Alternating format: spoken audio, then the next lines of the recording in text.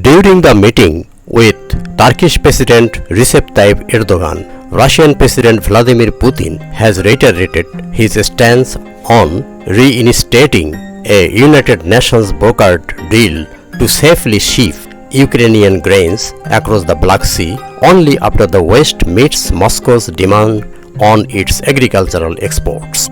In July, Russia refused to extend the deal, complaining that a parallel agreement promising to remove obstacles to Russian exports of food and fertilizer had not been honored.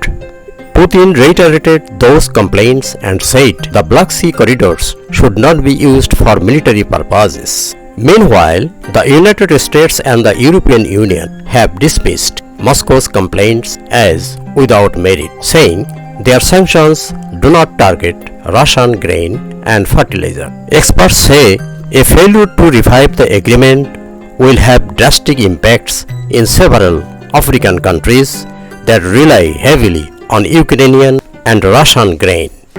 It is reported that Russia has ramped up drone and missile attacks on Ukrainian grain ports and storage infrastructure. Ukraine says tens of thousands of tons of grain have been destroyed in the process. Ukraine has set up its own corridor since the end of the grain deal from the port of Odessa, but Russia has threatened to treat all ships calling at Ukrainian ports as potential military targets.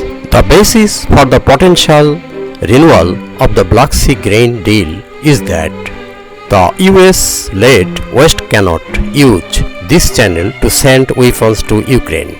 This is what Russia is most concerned about, and it is also the most critical factor for the renewal of the agreements. It's ought to be noted that both Russia and Ukraine are major suppliers of wheat, barley, sunflower oil, and other affordable food products that Africa, Middle East, and part of Asia rely on.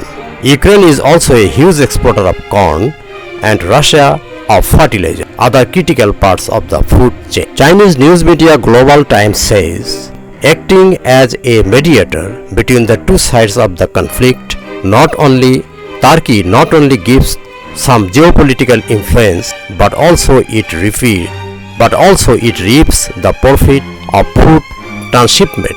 But Turkey's influence is still limited, which means that Turkey is not fully able to change the goals of the other parties, and its mediation may only be of limited use in this sense. Thanks for watching the video.